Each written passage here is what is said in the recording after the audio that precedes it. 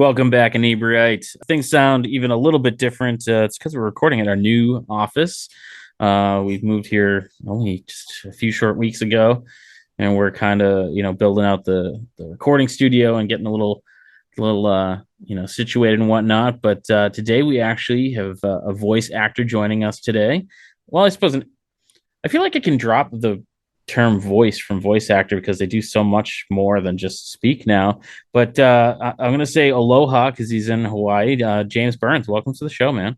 Yeah, happy to be here. Happy to So, be voice acting isn't like it used to be. Like, there's a great video on your IMDb page, and I've never seen anything quite like it, where it has like shot for shot of you in like the mocap Yeah, yeah, suit, yeah. and that's a great video. Because I know I don't tend to think of voice actors as doing all the physical work of the role that Oh, it you requires. would be correct in that assumption because it's actually it's a fairly new well new since Black Ops, Call of Duty Black Ops. Mm-hmm. That was a phenomenon where they captured face, voice, and body at the same time. Usually, it was you have a motion capture actor doing the physical stuff, then you have a voice actor, and they actually have a face actor who would do the almost facial pantomimes. And then they wanted to tell. Dave Anthony felt he wanted to tell a more nuanced story within the gaming world, and they wanted to have wanted the body language to match the actual. When you speak, you have body language. We have Mm-hmm.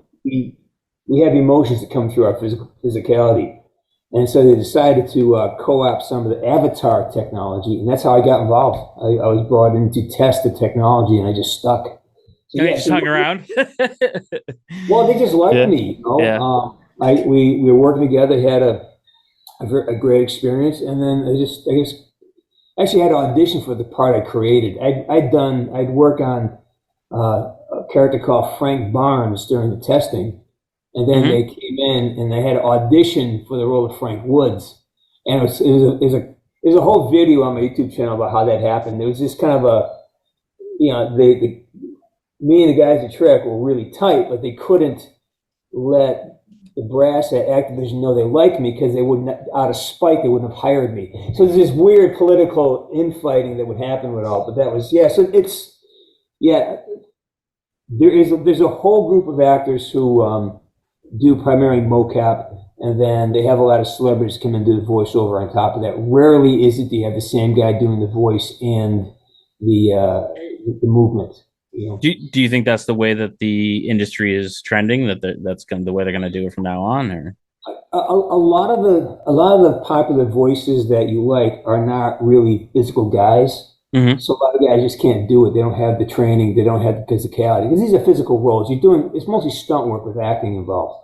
Yeah. Uh, and a lot of the voice actors just don't have that physical capability. They're just not built that way. And then you have certain actors who are, and so there's a wide range of who participates, who gets to participate in it. Well, and a lot of the guys like Gary Oldman, Ice Cube, they don't have the time to come in and bang out. It's like making a movie or a TV series. Yeah. You know, it's just the same as shooting a TV series.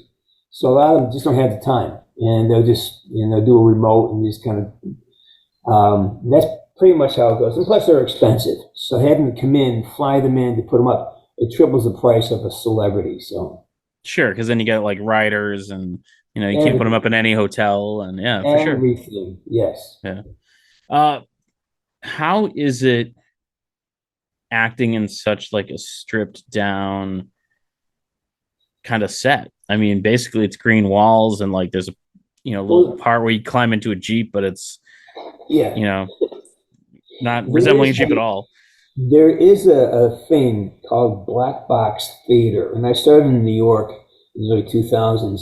I did quite a bit of that. So basically, it's a screen, it's a stage with literally a bunch of black boxes Mm-hmm. you sit on, and you have one or two, you have minimal props, and you create the universe. You live it in your imagination, and pretty much that training really served me well in the volume because you know, Mason, my best friend and counterpart, he was a tennis ball that I talked to, and we put this tennis ball on all Yeah. these C stands, and I would talk to a tennis ball, and that was and okay, listen, that light over there, that's the helicopter. This is, and every now and then you get a piece of tape. That tape is your enemy. So you're not given a lot to play with, but that's part of the fun. That's part of the craft. It's like when you finally get over the idea, of the entitlement that you need to be served. Like, oh, how do I?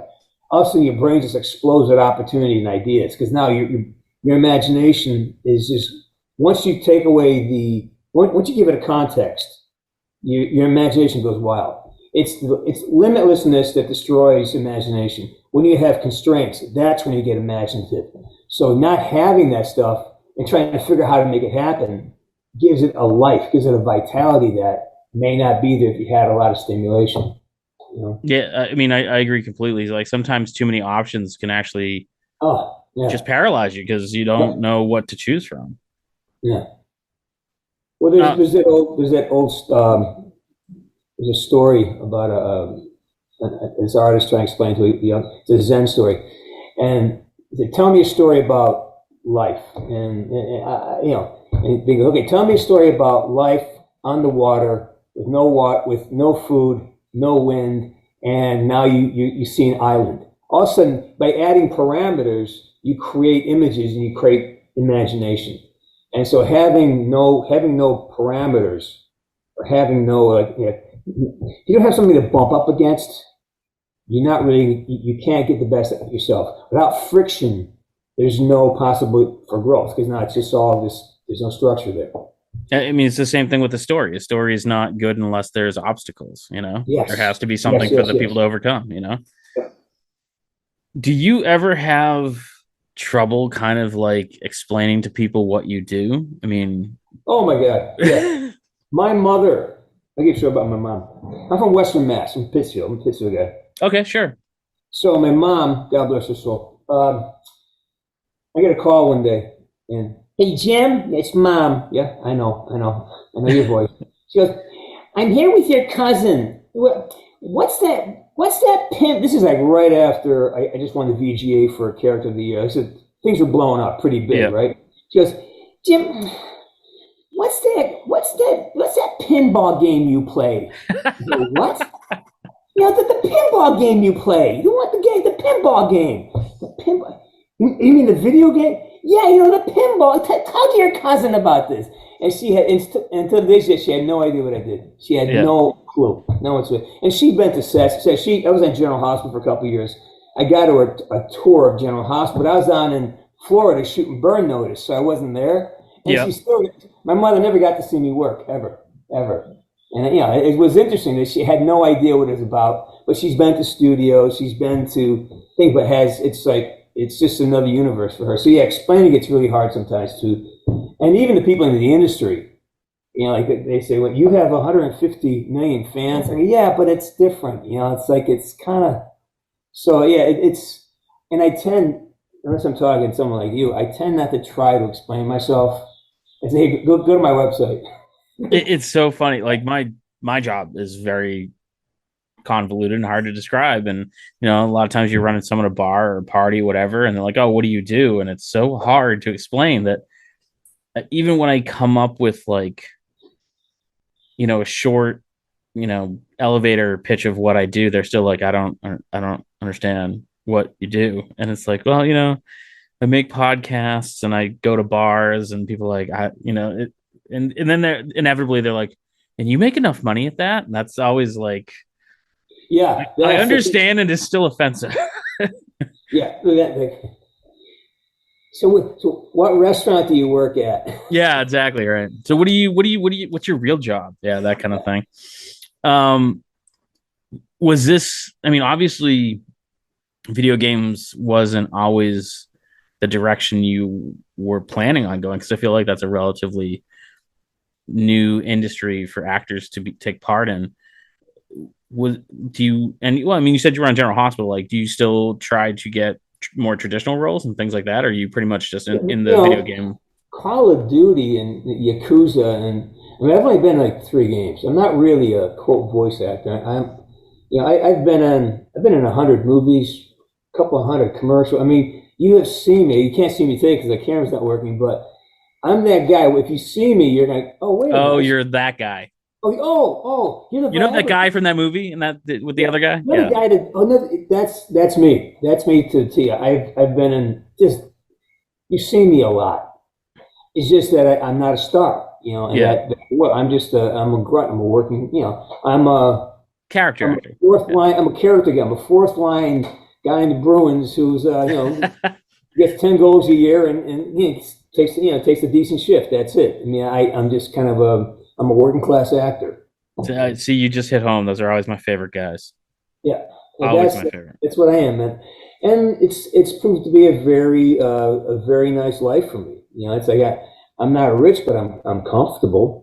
I Hmm. don't have to worry about paying my rent next month, which is nice. But at the same time, it's like, oh, there's places you want to go, things you want to do. But if you're smart as an artist and you conserve capital and you make smart decisions, you can have a good life. You know. And there must be like a real extra. So like I get to do a lot of cool things that normal people don't get to do, and even when I wasn't making a living at it, people were like, oh, do you make a living? I'm like, no, but I get some really cool benefit. I get a tour of the Lizzie Borden, a private tour of the Lizzie Borden house, stuff like that. Yeah. So I'm assuming you get like all kinds of cool fringe benefits like that as well. Yeah, it's pretty insane. That I've been, aside from going to premieres and all the industry related things, which I go to E3 a lot, and I'm well treated. I have a lot of respect in the world, so I'm treated well. But what really is the USO. You know what the USO is? Yeah. They, they have flown us around. I've been to Afghanistan. During I was Bagram during full combat. We were in Kyrgyzstan and Guam. They fly us all over the world to meet troops, and that is just a remarkable experience to be in a war zone, like in the middle of Afghanistan, to experience what's happening there real time. To be in helicopters. I've been in Black Hawks. We did fob hops from Bagram into 8 or 9 different bases all along the Pakistani border. And it was remarkable to meet tens of thousands of troops and just have a handshake tour and just see what that is. I've been on nuclear submarines, aircraft carriers, inside of jets. We you get to see and do things that, again, like you said, the average individual probably would never have an opportunity to do. And it's a blessing. I mean, Black Hawk helicopters. I got to see one fly fairly up close, and it just kind of defies physics what those things can do. It, It's well, that's impressive. But more impressed me more is meeting the young men and women who actually fly these things. I mm-hmm. mean, they're just to the T. I am so impressed with. Well, this is back in 2013. I'm so impressed with the men and women I met during my travels with the USO. Just articulate and direct and just mannered and just really impressed. 19, 20-year-old kids driving, $5 million Humvees. You got these, young men with 28, 20 driving, flying a Black Hawk helicopter with total ease. Here, and they're talking to you, they're flying, and then, some of the armorers would, because they accounted for every bullet they had over there. So they take some of the test rounds and they stack them up for us. I got to shoot a lot of the weaponry they had there, the machine guns. That is, firing an actual military grade machine gun that's quite remarkable. You know. Was this all part of like a Call of Duty thing? Well, it was the USO. So the Yeah. USO reached out. Well, Camar Dolores, he plays Menendez.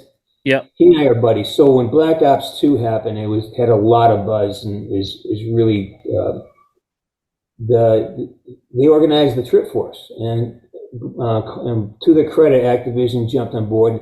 They gave us a little bit of support, which means they didn't get in our way or shut us down. They gave us some swag. We Yep. bought a bunch. We bought a bunch ourselves for it, but yeah, they're supportive.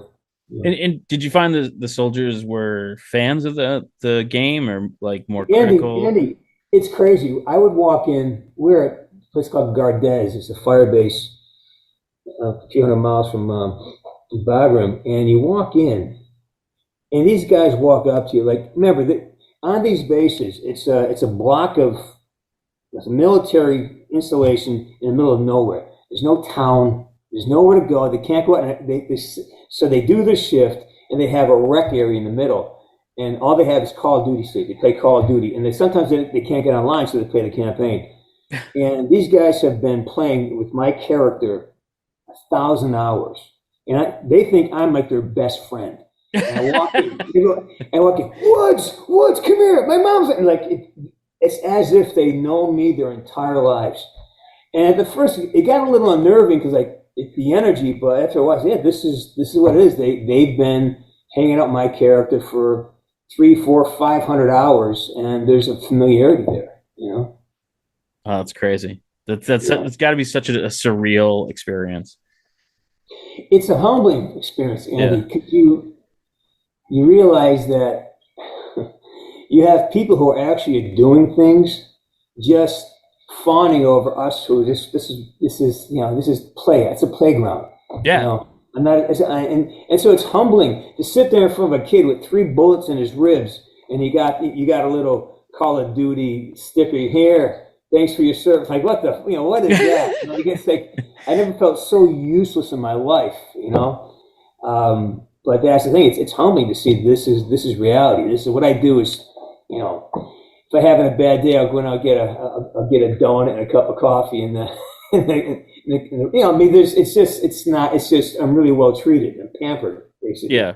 So, but to see these guys, what they do and how they do it, it's humbling as hell. I walk away feeling like, wow, I have a debt of gratitude to, and quite frankly, when you do start getting a little bit of called visibility, you start to appreciate the fans more because they are the reasons I exist. Like I don't want to be talking to you, my fans. Like again, they give me legitimacy because it's like without them, they don't show up. It doesn't matter. As a musician, I'm a musician as well. If fans don't show up, well, you might as well be in your backyard, So Right. If people don't show up, you won't be there next time. I mean, that's the way I look at it. That's exactly it. Yeah. So it's great to have your thing go away, but you've got to share it, and if it kicks in and people appreciate it, then I learned to appreciate people very quickly that way. Well, I gotta say, my son was impressed because he's a Yakuza fan. Oh yeah, really? He was trying to explain the game to me, and he got up to the part where you hire a chicken, or I don't know what he was talking about. And I'm like, I thought this was like a crime thing, and he's like, yeah, it is. And I'm like, all right, I'm like, I was such a video game kid that when I was probably my early to mid 20s when I first kind of struck out on my own, do my own business thing, and I was like, if I don't give up video games, no one's going to come to the office and be like, hey, you can't play video games. So I just cold turkey gave them up. Yeah. And they've changed so much to the point where I'm like, I can't even have a conversation about them anymore because I'm like, I just don't even know what you're talking about. I just started playing. I have never played the game in my life until this year. I just started playing Warzone, but I fell in love with zombies, Call of Duty zombies. Yeah. And I'm probably I'm overdoing it now. My eyes hurt. Once you start getting a little bit of skill, and you can actually, it starts off, you die constantly. And you don't know how to, the joystick, little 2 sticks, little controllers, it's so hard to learn how to use. But once you get a little bit of skill, and I'm not even close to being good, it gets to be fun. And the energy, the adrenaline, and me and my girlfriend play, and it's like one of our favorite things to do. Like and it's just fun. And what I like is when I'm fortunate. Again, I'm lucky. I have a Twitch channel where I play, and I have fans come out and play with me. And the mission is keep me alive. Keep me alive. And I have a lot of fun. I have a lot of great fans, and a lot of them are very good at it, and they keep me alive. So I have won games in Warzone without I just hide in the room. We're going to win a game for you. Because in Warzone, I die very quick. Anyways, it's something where if you were to pick it up and just try it, you would probably, and you already got some experience, so you'd probably really fall in love with the whole process because it's pretty remarkable. I had no idea. Yeah, I'm in it, but I was kind of, I'm not going to be in. I wish I had started 10 years ago. Yeah. It's a blast. It's a blast. Yeah, I'm You know? sure I would, and that's almost one of the reasons why I try to avoid picking it up because I was that kid that would, on a Friday night would start playing video games, and then you look What out was the your window, you're game? like, oh, this, oh man, Mario Brothers? Was it? no, I'm thinking Ultima Online was like the last game that I would I don't know spend what that is. all night playing without even realizing it was all night. You just look out the Yeah. window and the sun's coming up, you're like, oh, I should probably go to bed. Dude, that's happened to me. I get it. I get it. I wake up 2 o'clock in the morning. I got to wake up for a show at 6 a.m. It's happening. I get it. I You get should it. have you ever heard there's a stand-up comic, his name's called Dara O'Brien. He's Irish, and he does an amazing like 15-minute bit about, and kind of starts off with like video games are the number one entertainment industry in the world. I'm supposed to pretend like I don't like them because I'm a grown up. And he goes on, he talks about um playing Guitar Hero, and then playing um Metal Gear Solid. Right. And he's talking about how like you're trying to figure out which button's which, and you're staggering around the field in a crouch position because you can't figure out what button is uncrouch, and it is Yeah. goddamn hysterical. It is so. I'll email it to you because it is priceless. Well, I've been there. And I get stuck. How do I move? I can't Yeah, move. Oh, you look down. It's just so it's there's so much you have to know. This and once you understand the maps, then it gets fun because now yeah, you know what things are. You know what to avoid. You know how to take advantage of things. So yeah. Oh my gosh. yeah. It's amazing how much it's changed. I mean, like the last time I played, it was either on a computer or like something that had, I think, four buttons on it. Um, what are you work? Are you working on anything right now that you can talk about? Um. No. Yes.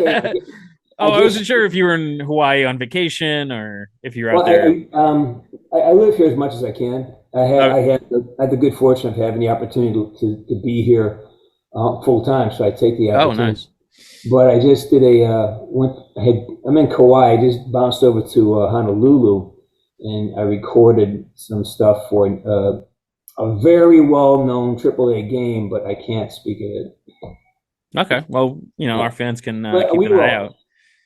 I got to keep my mouth shut about that. But yeah, do that.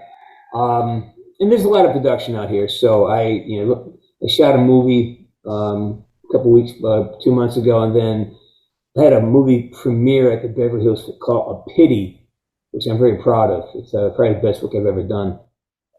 And I'm waiting to hear about a job. They takes me to Korea, and then hopefully I start recording my album sometime this summer. Oh, I'm still nice. a So little bit.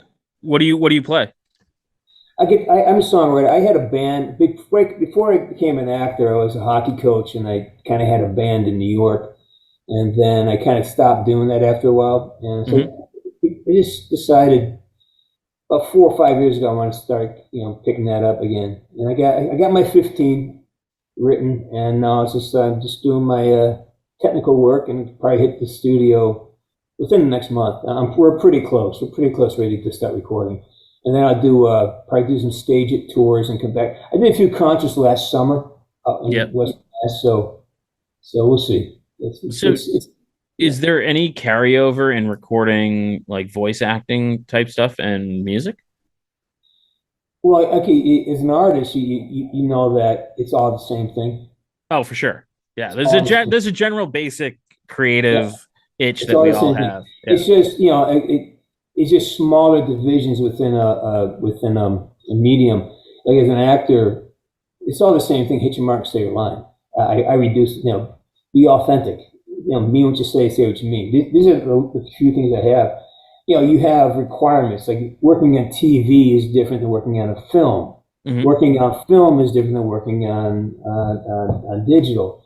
Theater is different than doing commercials. You have to have but it's the same skill set. It's your, are you generating honest emotions? Are you authentic? Are you creating something that's organic to your nature? And are you able to freely play in your emotional swamp? I call it.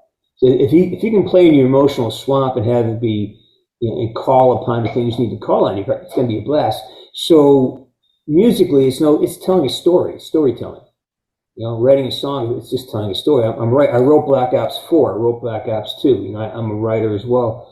So writing is, that's, you're just telling a story. As an actor, you're just telling a story. I think art entirely is about, even a sculpture is telling a story, caught at one moment in time. So that's how I see it. It's the same thing. It's just using a different set of tools for the same thing. So this is really interesting because I like the fact that you write, you act, voice act, you play music because I'm kind of that same. I think the one thing I hate is getting stuck on one thing and getting bored with it. So I always have like I'm happiest when I have like 50 different things going and it's complete chaos and I'm always trying to Yeah. do. But you throw in hockey. There's not a lot of generally you don't think of creative people being in athletics to that You see point. that again, it's honestly, some of the greatest athletes are wicked creative. You have to be, especially as a hockey player. You got to be up. You're tracking all this movement. You're just trying. It's like you got to get creative. Now it's funneled through a different set of muscles and a different set of concepts, but you are reacting to the environment to the top of your integrity. That's Mm-hmm. creativity. And uh, what I've to go spin back a little bit, say the battle I've always had is having too many skills. You don't ever really. It's hard. You got to find one or two and maximize them. So find the one that's coming to you the quickest. Maximize that, and then you can, because I was battling between being a hockey coach. I had a hockey program in New York. I owned a restaurant. I was doing some acting, some work with the band, but nothing was kicking. The restaurant was doing well, but that's out of my control. Mm-hmm. So the idea is that, all right, I had to settle down to one thing that was coming to me, and it seemed more and more acting opportunities were coming to me. So I said, you know what? I'm going to fall like it again. When I was a hockey coach, I said, let the game come to you. Go to where the opportunities will be. If you keep chasing the puck, you're going to end up behind the play all the time. So just see what comes to you. Hold your positions, hold your poise, and then the acting opportunities just seem to come, and I follow those, and that's now allowed me to build a platform where I can basically enter into a new business at a higher level because I have people I'm recognized. I can use that as a platform to introduce this new thing. You follow me? That's So, amazing advice. Yeah. I mean, so yeah. find the one that's coming at you, exploit it, master it, become good. Don't give up your other stuff. Keep that, but really divide your day into 80-20.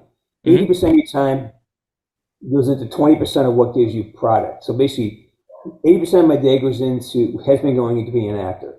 So that means that's my job, 40 hours a week. If you're not working 40 hours a week minimum at your craft, then you're an amateur and don't expect results. Okay, because you got to have 40. I mean, you wake up and you start, you know, at least 40. And that means weekends you got to do extras. So that's got to be the commitment. And then once you have that done, you get a little momentum. Then you can, okay, I can maintain this with 50% of my attention. Now I have some freedom to go over here, keep my health, maybe have a relationship, maybe live a life, but when you start out and you're building, you got to focus all you got into that place that's returning the love. Don't give up on that stuff. Just let it understand this is for later. Right now, this is what's happening. Focus on that. Yeah, I love exactly what you just said, but let me ask you for a little bit more advice. So there's that. It's always tough, especially I feel like it gets harder as you get older to kind of jump into something like that because you have more bills and more responsibilities and kids and blah blah blah. But for me, from going from Inebri-art as my kind of part-time gig, overextended hobby to my full-time thing, a lot of that came from COVID. I got laid Yeah. off and So I'm like, all right, I got laid off from my real job. That band-aid's been ripped off. Now's the time. I can Yeah, go and try and find another job, or I can make this my job. yeah, yeah. How would someone in that position, and I'm pretty good about it, but I still, I'm a human being. You still have those moments where you're like, what am I doing? Like I can get a real job and go sit at a desk and get a paycheck, and kind of beating down some of the fears of like, is this gonna work? Isn't this gonna work? How do you kind of get over those kind of mental hurdles? I think again, I'm reticent to give advice because So my disposition on this is very simple. It depends on the amount of personal authority, inner authority, and inner discipline one has. If I know that I cannot discipline myself to get up at 5:30 in the morning, take care of business, get it done, then I got to be aware of that. So, and I also know that the idea, and again, this is the idea of this is a Renaissance man, which is I hope makes a return. This idea of specialization and the idea that some of the artists is this debauched individual who just plays music or paints. It's like, all right, that's romantic and shit, but it's not practical. You live in the world, and truly, what made you successful in what you're doing is that you adapted. So adaptability is artistry. Taking in the environment, seeing what's necessary, making the adjustments, and then that's creativity at its purest form. Adapting to the environment, adapting to circumstances. Because when you're on set and all of a sudden your acting partner goes up on their lines, or a light falls, or you're running, we are constantly adapting. You're writing a song and you mess up a note. Go with it. Adaptation to the environment is the ultimate expression of creativity. So all you did was use your creativity to build your life. Manifest in your range. So using your art as a life model is to me that's the modality to pursue. How do I, if I'm really creative, let me create something here that works. And quite frankly, I think you had done the work, you had a house, you probably had a little bit of income, so you did have the opportunity to do it, right? It's Sure. just that we're always saying, oh, if I had some more money, I'd do it then. If I had some more time, I'll do it then. If I had more of this, I would do that. If I had more X, I could do Y. And that, you'll never have enough X. I know millionaires who are still waiting to make their first movie. They're worth millions of dollars. Dude, you can make a movie tomorrow. Yeah, but So you have to decide at some point that you give it to yourself. And if you're able to be disciplined and a little bit dogmatic, say, okay, I need X amount of dollars to live on. Once I have X amount of, it's like being a good gambler, right? Yeah. Okay, if I'm not playing cards and I win $100, okay, do I walk the 100 or I'll play house money, now I make more. So you got to be able to control your need and greed for that and say, okay, I have a sustained income of $4,000 a month. I can live on that, take care of my family. Now I'm going to dedicate 50% of my time to doing my craft. Why mainly? Because you're going to have to spin a lot of plates in this business. You got to spin a lot of plates. You got to Oh keep, yeah, you do. yeah. So it's plate spinning. Yeah. So get used to it. It doesn't, and the idea is to avoid the idea that someday I won't have to do this. No, you never want to stop spinning plates because it's your life juice. The minute you drop all the plates and it's gone. It's the practice of doing multiple things and finding the one that's, oh, this is working here. Like when you're doing scripts or stories or writing songs, oh, this song is kicking. I'm going to work on this now. This story's talking to me. I'm going to do this one now. And you know what? Got to pay the rent. So how am I going to do that? Okay, let me focus on this for a little bit. We are never one thing. We are multitudes. And deciding which aspect we have to focus on that's discipline. That's all. And I think that spinning plate analogy is great because you also have to be comfortable with the fact that you're gonna drop plates, man. Like Oh, yeah. not all of them, but you're gonna drop them. You're gonna break them. You may drop all of them. Then Yeah, what? sure. Yeah. You know what? But the idea is like, it's always, the way I like to describe it is, when you watch I don't know a lot of gymnasts when I was training, and we talk a lot. So when the gymnast on the beam, Oh yeah. or like riding a bicycle, like when you ride a bicycle, you make 1,000 adjustments every second, right? Because your body's, but when somebody's watching, you look smooth as hell, right? But in your mind, you're making all these adjustments. Like a gymnast on that beam, they think they're wiggling and wobbling and crap.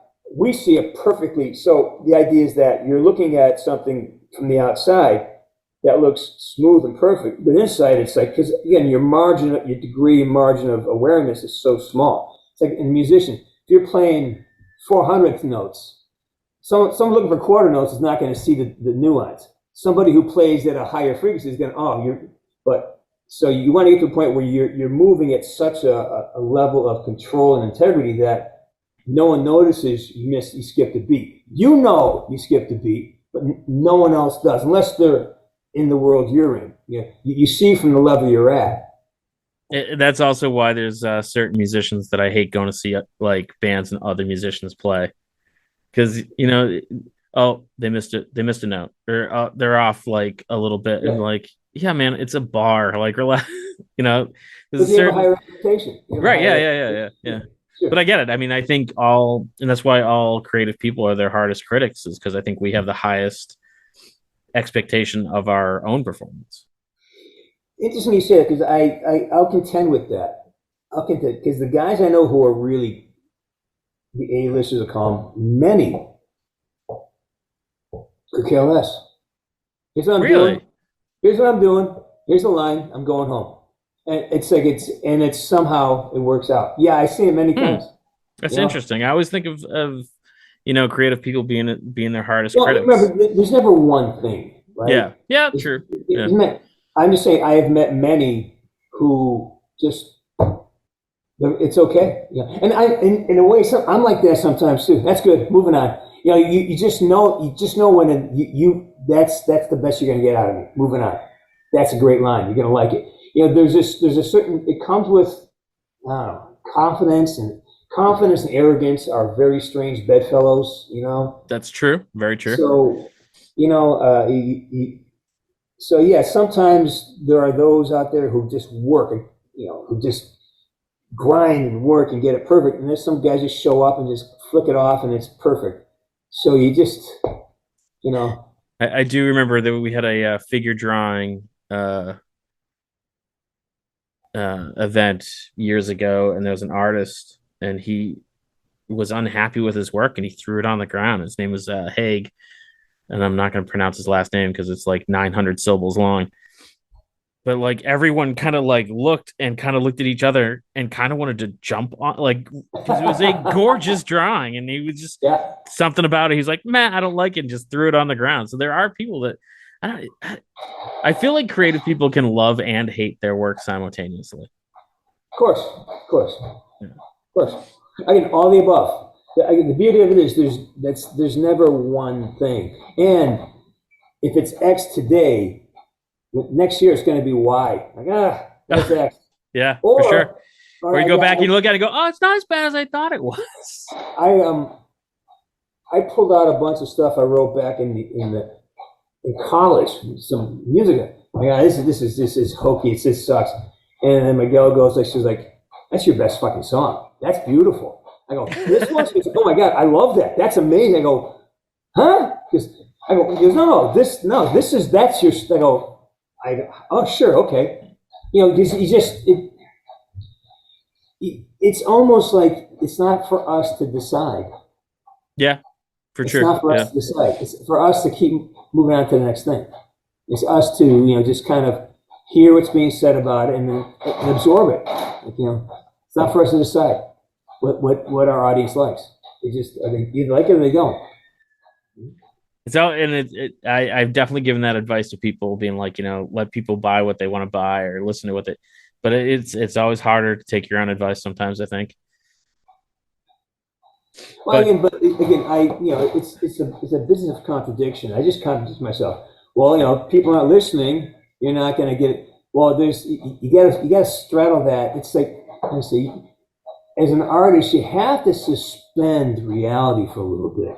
Because if you look at the probabilities, not the possibilities, the probabilities. Is it possible you'll be the next Michelangelo? It's possible. Is it probable? probably That's not. when Yeah. Yeah. But then again, if it is possible, right? It's totally possible. Is it possible I could play in the NBA? It's possible. Probably not probable, right? But you always have to have the ability to discern the probabilities versus possibilities. And as an artist, you have to suspend that whole reality. Like, okay, you know what? Like you said, if you're older, you're going to try something. Well, you have all this noise in your head. Like, well, you're too old to, it's a kid's world. Fuck that. No. It is what you create it to be. If you think of what you know at this age, right? And there's a market out there for somebody who wants to hear the shit you got to say, but no one's saying it. Why? Because everyone thinks you got to be, shaking your ass on Twitter to get any attention, right? Right. But no, yeah.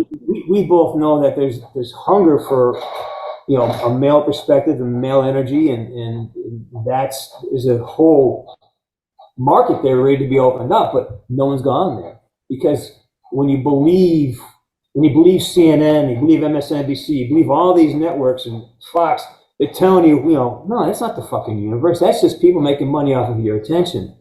What's out there is how you feel, how do I express what I feel, and then how do I present it to people? How do I get it out to people? And those are the 3 steps. Yeah, for sure.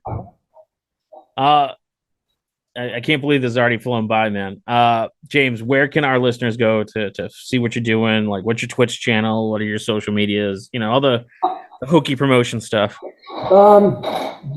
Instagram is jamesc.burns.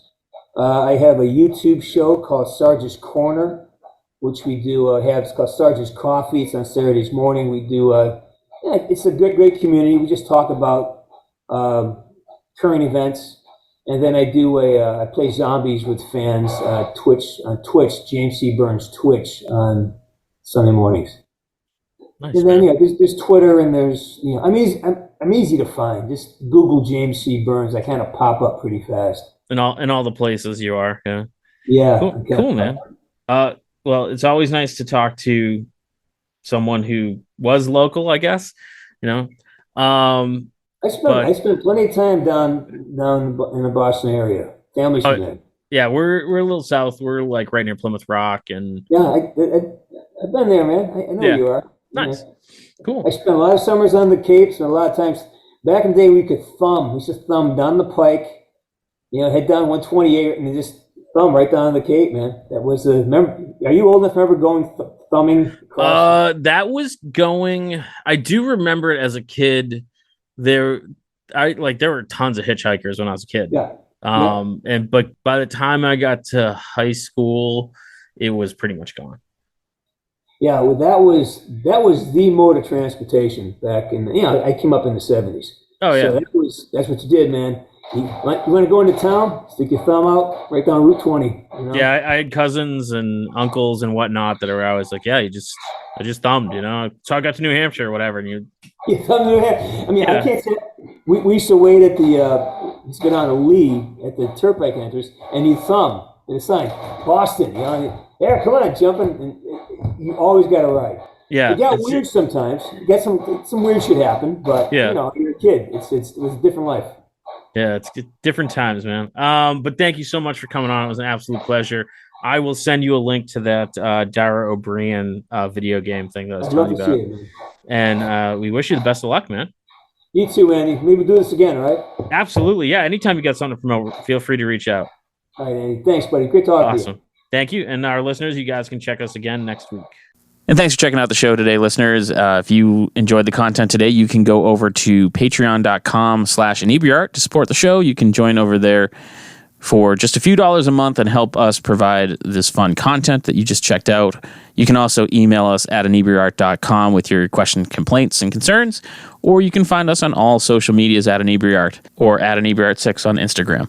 And also don't forget to check out our other shows, Bar Talk Podcast, Old Colony Cast, Inebri-art, and all the other shows on the Inebri-art Network, which you can find at Inebri-art.com. Thanks again for listening.